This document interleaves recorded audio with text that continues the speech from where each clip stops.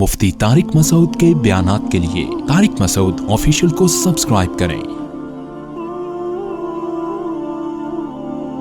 طارق مسعود official.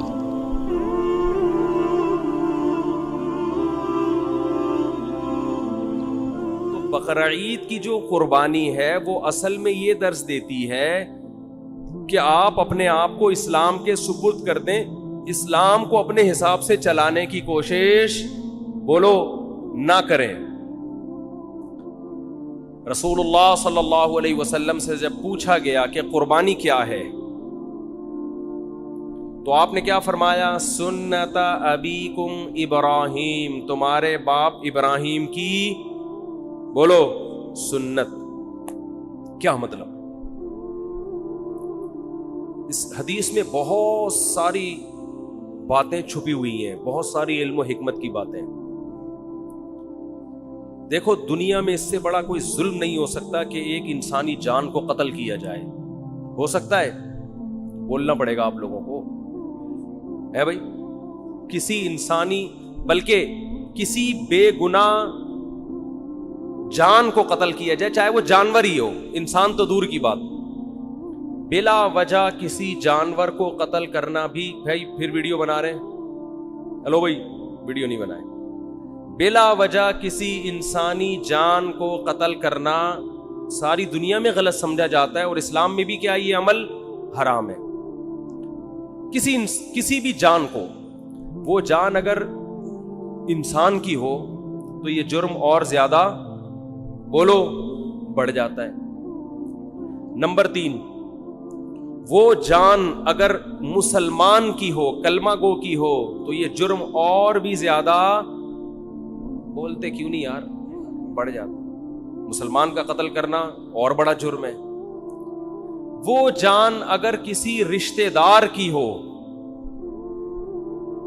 تو اس کا جرم اور زیادہ بڑھ جاتا ہے۔ رشتہ دار کو قتل کرنا کسی غیر کو قتل کرنے سے زیادہ بڑا جرم ہے۔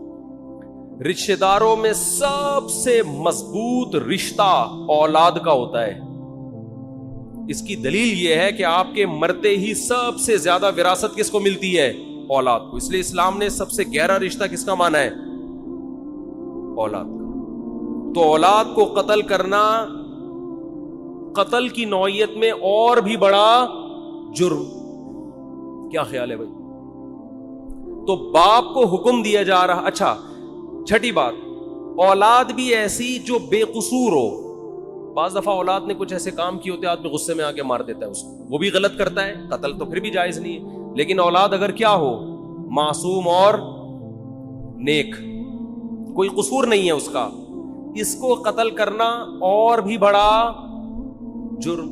پھر وہ اولاد اگر نابالغ ہو تو شریعت میں نابالغوں کے حقوق بالغوں سے زیادہ ہیں۔ آج تو ان حقوق پر عمل نہیں ہوتا، یہ خوب مسئلہ سمجھ لیں۔ نابالغ بچے کا مال اس کی پرمیشن سے بھی آپ استعمال نہیں کر سکتے۔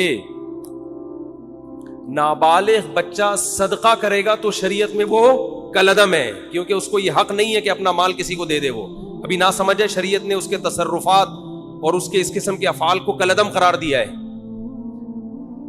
نابالغ بچہ آپ کو اپنا پلاٹ گفٹ کر دے، شریعت اس کو کالعدم مانتی ہے۔ کوئی وصیت کر دے، کالعدم۔ سمجھتے ہو؟ کیونکہ اس کے مال کی حفاظت اور اچھا، نابالغ بچے سے آپ کوئی کام بھی نہیں لے سکتے۔ یہ بہت اہم پوائنٹ کی بات ہے۔ لوگ خدمت لے رہے ہوتے ہیں نا، وہ بچہ کوئی جا بیٹا یہ لے کر آ، جا بیٹا پانی لے کر آ، جا بیٹا یہ لے کر آ۔ تو علماء نے یہ مسئلہ بیان کیا ہے کہ نابالغ بچے سے آپ کوئی کسی قسم کی خدمت نہیں لے سکتے۔ والدین خدمت لے سکتے ہیں، اسی طرح استاذ والدین کی پرمیشن سے اتنی خدمت لے سکتا ہے جس کا تعلق تربیت سے ہو۔ بہت مشکل ہے بات سمجھانا، بہت مشکل۔ مثال کے طور پر آپ نے پڑھنے کے لیے اپنا بچہ کسی ٹیچر کے حوالے کیا، اب ٹیچر کا ادب بھی آپ چاہتے ہیں اپنے بچے کو سکھانا، تو ماں باپ نے بچے سے یہ کہا اور ٹیچر سے بھی یہ کہا کہ اس سے خدمت لیتے رہا کریں، کبھی کبھار پانی منگوا لیا، یہ کام کروا لیا، دکان سے جو ہے وہ کوئی چیز منگوا دی، تاکہ اس میں استاذوں کی خدمت کا جذبہ برقرار رہے. تو ٹیچر اس نیت سے اس سے خدمت لے سکتا ہے تاکہ اس میں خدمت کا جذبہ برقرار رہے, اور یہ بھی جب لے سکتا ہے جب بچے کے والدین کی طرف سے ٹیچر کو اس کی پرمیشن بھی ہو, کیونکہ اصل متولی ماں باپ ہیں, استاذ نہیں ہے. بہت مشکل ہے یار, کیسے سمجھائیں. تو لیکن آج کیا ہو رہا ہے, بعض اداروں میں بچوں سے محنت مشقت والے کام لیے جاتے ہیں, تو وہ جائز نہیں ہے, ان سے خوب سمجھ لیں. اسی طرح ہنر سکھانے کے لیے بھی بچے سے خدمت لی جا سکتی ہے والدین کی پرمیشن سے. ماں باپ اپنے بچے کو میکینک بنانا چاہتے ہیں, تو شو روم میں لے جا کے وہ جو ورک شاپ میں بٹھا دیا, تو وہاں جو بھی استاذ ہے اس سے کہا کہ بھائی اس سے پلگ پانا وغیرہ کھلواؤ تاکہ اس کو یہ کام آئے. تو ہنر سکھانے کی نیت سے بھی ٹیچر, استاذ, وہ نابالغ بچے سے خدمت لے سکتا ہے. کس کی پرمیشن سے؟ ماں باپ کی. مگر اس میں بھی یہ ہے کہ یعنی زیادہ محنت مشقت والے کام اس صورت میں بھی جائز نہیں ہے جس سے وہ تنگ آنا شروع ہو جائے. سمجھتے ہو؟ یہاں ایک مدرسہ ہے, مجھے نہیں یاد پڑتا کہ میں کبھی کسی بچے سے میں نے پانی بھی منگوایا ہو, مجھے نہیں یاد پڑتا. تو یہ اصول ہے, خوب سمجھ لیں. تو اس سے پتہ چلتا ہے کہ نابالغ کے حقوق اسلام میں بالغوں سے زیادہ ہیں. ٹھیک ہے, تو اس کا قتل کرنا تو اور بڑا جرم ہوگا نا. تو ابراہیم علیہ السلام کو اللہ تعالی حکم دے رہے ہیں کہ آپ قتل کریں ایک جان کا, اور وہ جان بھی انسانی جان, اور انسانی جان بھی معصوم بے گناہ, اور معصوم بھی آپ کا رشتہ دار, اور رشتہ دار بھی وہ جو سب سے قریبی, اور نابالغ بھی جس کے حقوق بالغوں سے زیادہ ہیں. اور مزید ایک بات یہ کہ وہ بچہ جو آپ کو آپ کی قربانیوں کے صلے میں بطور گفٹ ملا تھا, نہیں آ رہی بات, ابراہیم علیہ السلام نے جب اللہ کے لیے قربانیاں دی ہیں نا, تو اس کے گفٹ میں اللہ نے کیا دیے؟ اسماعیل. تو یہ تو اور زیادہ عجیب سی, یہ تو یعنی illogical بات بھی ہو گئی کہ معاذ اللہ نقل کفر ایک بہت بڑا جرم بھی کروایا جا رہا ہے, قتل انسانی کا, اور illogical کام بھی کروایا جا رہا ہے, اس لیے کہ جو چیز بطور گفٹ کے دی جاتی ہے وہ کبھی واپس نہیں لی جاتی. وہ طبعی عمر کو پہنچنے کے بعد انتقال کر جائے تو وہ تو سب نہیں مرنا ہے. ابراہیم علیہ السلام کہہ سکتے تھے اللہ تو نے تو میری قربانیوں کے صلے میں مجھے یہ بیٹا دیا تھا, تو دیا کیوں تھا جب تو نے اس عمر میں لینا تھا اور میرے ہی ہاتھوں ذبح کروانا تھا اس کو؟ کوئی لاجک سمجھ میں آتی ہے؟ آپ لوگ کی سمجھ میں آ رہی ہے میرا خیال ہے, تو بول لو نہیں آتی سمجھ. کوئی آتی ہے سمجھ میں لاجک اس کی؟ بالکل illogical کام, بالکل illogical کام. لیکن ابراہیم علیہ الصلوۃ والسلام نے فوراً حکم کی تعمیل کے لیے تیار ہو. کیوں؟ اس لیے کہ اللہ جب کسی بات کا حکم دے دے تو وہ illogical بھی کیا بن جاتا ہے؟ بولو. یہ چیز آج لبرل لوگوں کی کھوپڑی شریف میں بیٹھ نہیں رہی ہے. یہ ہر چیز میں پوچھتے ہیں کیوں, وائی, اس میں کیا ہے, کھڑے ہو کر پانی پینا کیوں, بیٹھ کے پیوں. میں وہ ان سے جب بھی کوئی پوچھے نا اسلام میں بیٹھ کر پانی پینا کیوں افضل ہے, کھڑے ہو کر بھی جائز ہے, افضل ہے بیٹھ کے پیو. اس بولے کپڑے کیوں پہنے ہوئے, کیوں کا جواب دیکھو. جب بھی کوئی گمراہ آدمی کیوں کرے نا, سوال پوچھے, تو جواب دینے کے بجائے اس سے سوالات پوچھنا شروع کر دو کہ تیرے اوپر پہلے 10 سوال ہیں تو اس کا جواب دے. ہمیشہ ہر باطل کی عادت ہوتی ہے وہ آپ کو سوالات میں الجھائے. آپ اسی سے پوچھو کہ اور بہت سارے کیوں ایسے جن کا تمہارے باپ کے پاس بھی, اب تو باپ کا لفظ اب چلے گا, جس کا تمہارے باپ کے پاس بھی کوئی جواب نہیں ہے. یہ جو لبرل لوگ ہم سے پوچھتے ہیں تم لوگ لاکھوں جانور کاٹ دیتے ہو, معصوم جانور, قربانی کے دنوں میں ظلم ہے جانوروں پر, تو بجائے ان کے جواب دینے کے آپ ان سے پوچھا کرو تم ایک مرغی بھی کیوں کاٹتے ہو؟ جو میک ڈونلڈ میں اتنی لاکھوں مرغیاں کٹ کے برگر میں آتی ہیں, یہ کس بیس پر کاٹ رہے ہو؟ کیونکہ انسان اتفاق سے جب وجود میں آیا ہے, یہ جانور بھی اتفاق سے وجود میں آئے ہیں, تو اتفاق سے وجود میں آئی ہوئی چیزوں میں کسی کو کسی پر برتری حاصل نہیں ہوتی.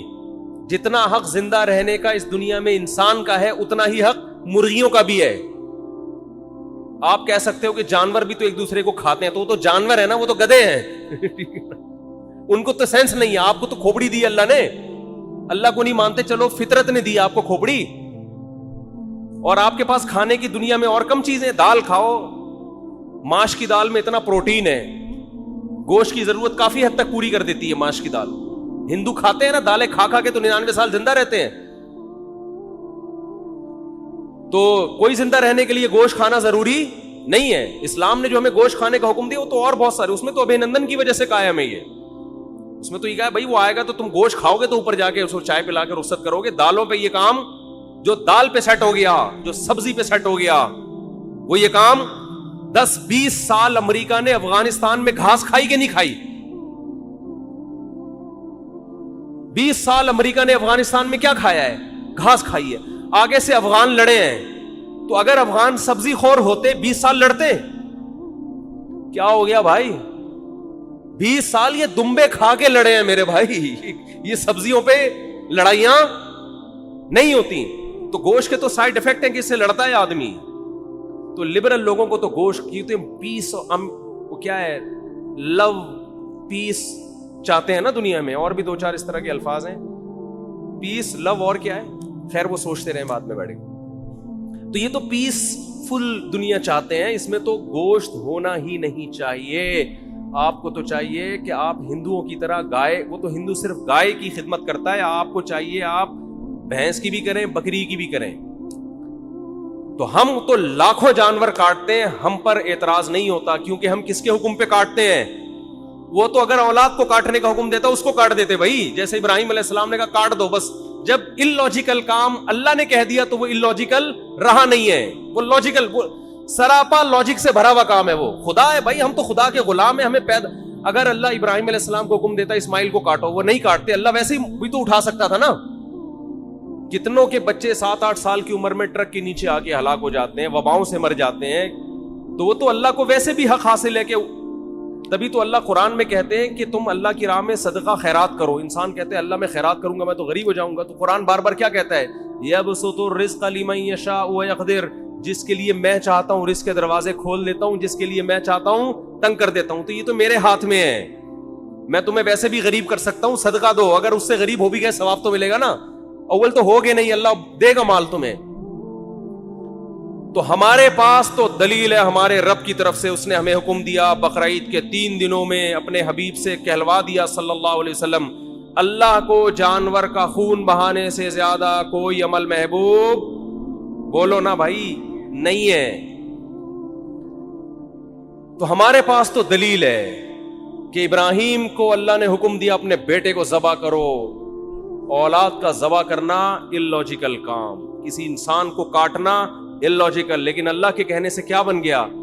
لاجک سے بھرا ہوا. اب اس پہ اعتراض کرنا illogical ہے. تو وہ خدا اگر ہمیں دمبے کاٹنے کا حکم دے اور اس میں انسانوں کا فائدہ بھی ہو, خود ان جانوروں کا بھی فائدہ ہے, خود ان جانوروں کا.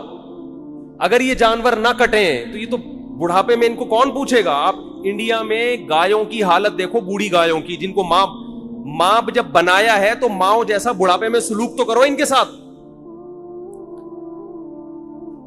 کوئی پوچھنے والا نہیں ہوتا ان جانوروں کا. ان جانوروں کا جوانی میں کٹ جانا ان کے لیے بھی فائدہ مند اور انسانوں کے لیے بھی فائدہ مند ہے. اور اللہ کہتے ہیں سخرھا لکم, ان جانوروں کو اللہ نے کس کے لیے بنایا؟ ہمارے لیے. تو جو مذہب کو نہیں مانتے ان سے سوال ہے کہ تو ایک مرغی بھی کس بیس پہ کاٹتا ہے؟ اے بھائی تم شکار کس بیس پہ کرتے ہو؟ یہ جانوروں کو بھی زندہ رہنے کا اتنا حق ہے جتنا انسانوں کو ہے. تو ان سے سوال کیا کریں ان کے بجائے ان کا جواب دینے کے. تو میں یہ عرض کر رہا تھا کہ ابراہیم علیہ السلام نے جو کام کیے دنیاوی قانون کے لحاظ سے وہ سارے کے سارے illogical, کوئی لاجک اس کی. کیا ہو گیا یار, پسینے میں ڈوب رہے ہیں اور منہ سے پھوٹ دو یار, نہیں بنتی نا. آج تو کچھ زیادہ ہی مرجھائے ہوئے لگ رہے ہیں. اس کی کوئی پشاور میں جب میں نے جملہ ادھورا چھوڑتا نا, ایسے ادھر سے آواز پورا مجمع گونجتا, تو ان کو مجھے, میں نے کہا فل ان دا بلینکس مگر آرام سے, خالی جگہ پر کرو مگر آرام سے. لوگوں میں جوش ہے نا دمبے. تو دمبا بولتا ہے. دمبا کیا ہے؟ بولتا ہے. مچھلی نہیں بولتی. مچھلی میں زیادہ طاقت نہیں ہے. طاقت کس میں ہے؟ مچھلی کھایا کریں, ویسے صحت کے لیے اچھی چیز ہے, لیکن جو پاور آئے گی نا, بازوؤں میں طاقت آئے گی, وہ دمبے سے آئے گی, وہ مچھلی سے نہیں آئے گی. خیر, تو ابراہیم علیہ السلام نے جو سارے کام اللاجیکل کیے, تبھی تو وہ کیا بنے. دیکھو, اس کا یہ مطلب نہیں ہے کہ ہر اللاجیکل کام آپ کرنا شروع کر دو. ہمارے دینداروں میں یہ ایک بڑا مسئلہ ہے, جتنے بھی کام کریں گے سارے کھوپڑی سے, کسی کی کھوپڑی میں سمجھ میں نہیں آئے گا یہ کر کیا رہے ہیں. جب اللہ اس کے رسول نے حکم دے دیا تو پھر نہ دیکھو. جب تک حکم نہیں دیا تو ہمیں کھوپڑی استعمال کرنے کا حکم ہے. کوئی بھی لاجیکل کام کرنے کی ہمیں اجازت نہیں ہے. دکان کو بند کیا, آیت الکرسی پڑھ کے پھونک مار کے آگے کے ڈاکوؤں سے حفاظت رہے گی, تالا نہیں لگایا, تو یہ لاجیکل ہے یا اللاجیکل ہے؟ اسلام نے حکم دیا بھائی پہرے رکھو, تالے لگاؤ, حفاظت کرو. نبی نے حکم دیا رات کو چراغ کو جلتا ہوا مت چھوڑو. فَإِنَّ الْفُوَيْسِقَةَ تَضْرِبُ النَّارَ عَلَىٰ أَهْلِهَا. چوہا بعض دفعہ چراغ کو الٹ کے آگ لگا دیتا ہے. اتنی احتیاط کا حکم دیا ہے. تو رات کو آگ کو جلتا ہوا چھوڑنا اللاجیکل کام ہے. اس کی کوئی نہ ضرورت ہے اور یہ حادثے کا ذریعہ ہے. نبی نے فرمایا, ایک صحابی ایسے کنکر کو نا ایسے پھینک رہے تھے, آپ نے فرمایا یہ اس سے نہ کوئی دشمن ہلاک ہوگا, اس سے کسی کی آنکھ پھوٹ سکتی ہے. لوگ اٹھا اٹھا کے پتھر پھینک رہے ہوتے ہیں نا, ویسے ہی ٹائم پاس کرنے کے لیے, کسی کے لگ سکتا ہے. ہر کام سے پہلے آپ نے 100 دفعہ سوچنا ہے کہ اس کی کوئی لاجک بنتی ہے کہ نہیں بنتی. لیکن جہاں اللہ کا حکم آ جائے تو بس یہی لاجک ہے کہ کس نے حکم دیا ہے؟ اللہ نے. سمجھتے ہو؟ اسی میں ایک بات خوب یہ بھی, جب بات چل پڑی ہے, والدین جب کسی بات کا آرڈر کیا کریں نا اور اس میں آپ کا کوئی بڑا نقصان نہ ہو, تو یہ نہ دیکھا کریں کہ یہ کیوں. بھئی یہ اب کس کا حکم ہے؟ باپ. یہ باپ کا حکم ہے, ماں کا حکم ہے, ان کو خوش کرنے کے لیے کرنا ہے. اس میں زیادہ پنچایتوں میں نہ جایا کریں یہ کیوں کہہ رہے ہیں, یہ کیوں کہہ رہے ہیں. بھائی جو کہہ رہے ہیں کر لو یار, یہ خوش ہو جائیں گے, بس ان کو خوش کرنا ہمارا مقصد ہے. بحث بہت ہوتی ہے آج کل, میاں بیوی میں بحثیں چل رہی ہوتی. شوہر کسی بات کا آرڈر دیتا ہے, آرڈر یا گزارش کرتا ہے, آرڈر کا لفظ ذرا سخت ہو گیا, بیہائنڈ دا سین آئے گا. اب کسی نے میرا ایک بنایا بیہائنڈ دا سین, میں نے کسی, چلے چھوڑے, تو ریکویسٹ کرتا ہے. چھوڑو یار اس ریکویسٹ کو بھی, ٹائم بہت تھوڑا ہے نا. یہ قربانی کا فلسفہ ذرا کھوپڑی میں اچھی طرح بٹھا دوں میں.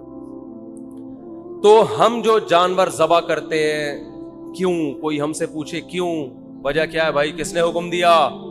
اللہ نے. ایک بات خوب سمجھو. دوسری بات دیکھو, آج میں نے دیکھا ہے جو وہ چیزیں ہمیں نظر آ رہی ہیں جو بچپن میں ہم جن کا تصور نہیں کرتے تھے, جو بہت غلط ہو رہا ہے کام.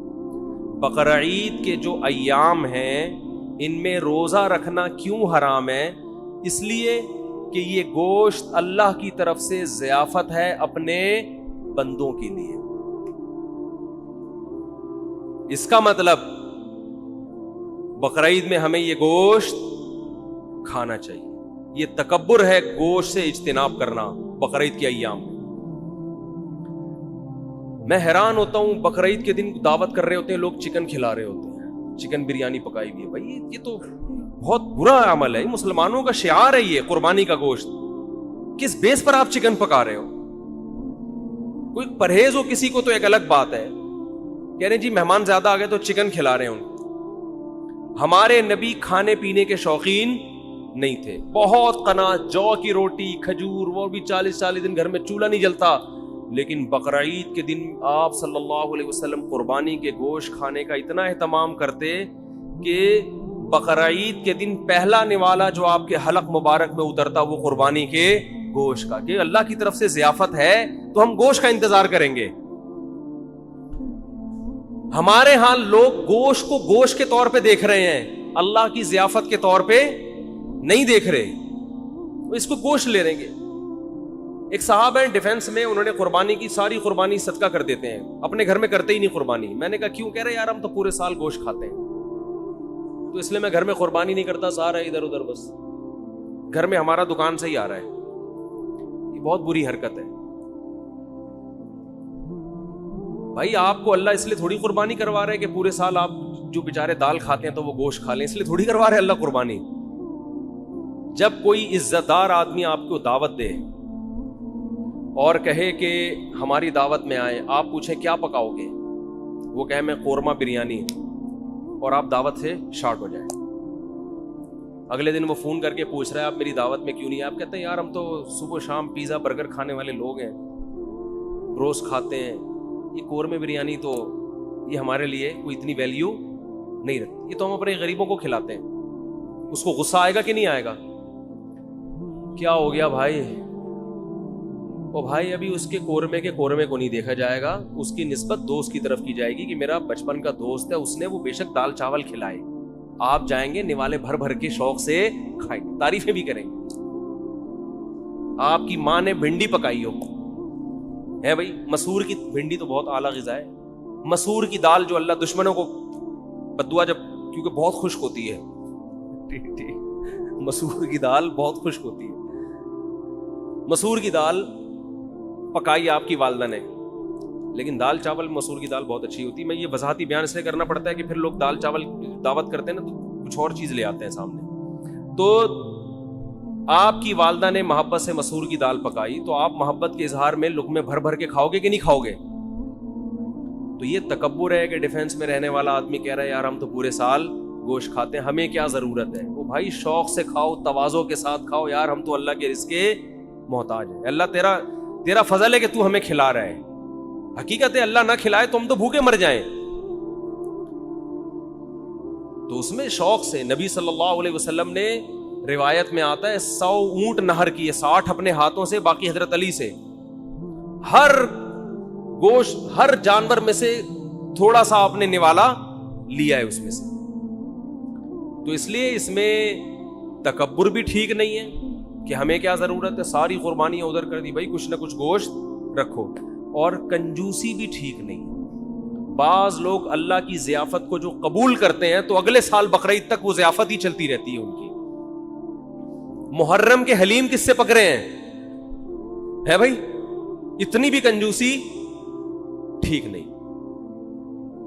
وہ ایک چٹکلا ہے نا اس پہ، ایک آدمی کو خواب آیا، بقرعید کے 6 مہینے بعد خواب آیا کہ اس کا بکرا جنت میں ٹہل رہا ہے، ایک ٹانگ نہیں ہے، ایک ران نہیں ہے. اس نے پوچھا فرشتوں سے یہ کون ہے بھائی؟ اس نے کہا یہ تمہارا بکرا جو تم نے ذبح کیا تھا جنت میں. ان کا ٹانگ کہا، کہہ رہا وہ ابھی تک فریزر میں پڑی ہوئی ہے، وہ ابھی تک تمہارے، وہ جب پہنچے گی تو لگا دیں گے یہاں پہ. سمجھ رہے؟ تو اتنی کنجوسی بھی ٹھیک نہیں. یہ کھاؤ بھی اور کھلاؤ، رج کے کھاؤ تو رج کے کھلاؤ، لیکن رج کے کھانے میں اتنا ضرور ہے کہ گوشت اسی کو سوٹ کرتا ہے جو اس کو یوٹیلائز بھی کرے. تھوڑا سا ورزش ہو، محنت ہو تو پھر تو گوشت کھائے انسان. زیادہ محنت کا کام نہیں ہے تو پھر اللہ کی ضیافت اتنی قبول کریں جتنی افورڈ کر سکتے ہیں.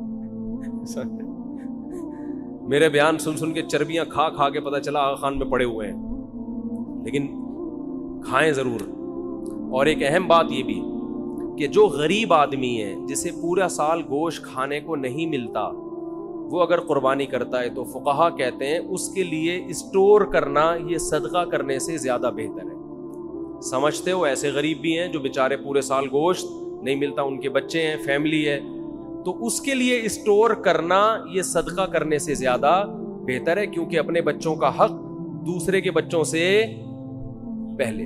تو بعض غریب بھی سخاوت دکھاتے ہیں، ان کے بچے بلک رہے ہوتے ہیں، ابا اتنے عرصے کے بعد بکرا دیکھنے کو ملا ہے، اتنا گوشت دیکھنے کو ملا ہے، امیدیں تھی کباب کوفتے بنا بنا کے پھوڑتے، ابا نے سخاوت میں آ کر سارا خالو کو دے دیا، ماموں کو دے دیا.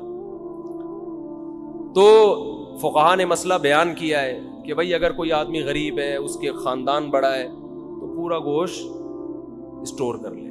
بچوں کا حق پہلے، بچوں کو پہلے فوکس کر، بیوی بچوں کو اپنے. سمجھتے ہو کہ نہیں سمجھتے تو وہ پھر اس پہ آپ طنز نہ کریں کہ 6 مہینے بعد حلیم کیوں پکڑا ہے. بھائی اس کا مسئلہ ہے، وہ اللہ نے اس کو، تو بچوں کو پہلے کھلائے باقی بعد میں. تو یہ جو قربانی کے 3 حصے کیے جاتے ہیں یہ فرض واجب نہیں ہے، یہ مالدار کے لیے ایک مستحب حکم ہے کہ آپ مالدار ہیں تو آپ تو پورے سال کھاتے رہتے ہیں، ایک حصہ آپ کھا لیں، آپ اللہ کی طرف سے ضیافت ہے، ایک حصہ رشتہ داروں میں بانٹ دیں. اگر رشتہ دار مالدار ہیں تو پھر ان کو بھی بانٹنے کی ضرورت نہیں ہے. 1/3 آپ کیا کر دیں غریبوں کے لیے. قرآن کہہ رہے ہیں فَكُلُوا مِنْهَا وَأَطْعِمُوا الْقَانِعَ وَالْمُعْتَرَّ, قناعت والے کو بھی اور جو دیکھنے سے مسکین لگ رہا ہو, یعنی اتنا مسکین ہو کہ اس کی غربت کے آثار اس کے چہرے پہ ظاہر ہو جائیں, صحت سے پتہ چل رہا ہے کہ بیچارے کو گوشت کھانے کو نہیں ملا, تو غریبوں کو بھی کھلاؤ, خود بھی کھاؤ. تو جو غریب ہے وہ سارا کھا لے, جو مالدار ہے وہ 1/3 صدقہ کر دے.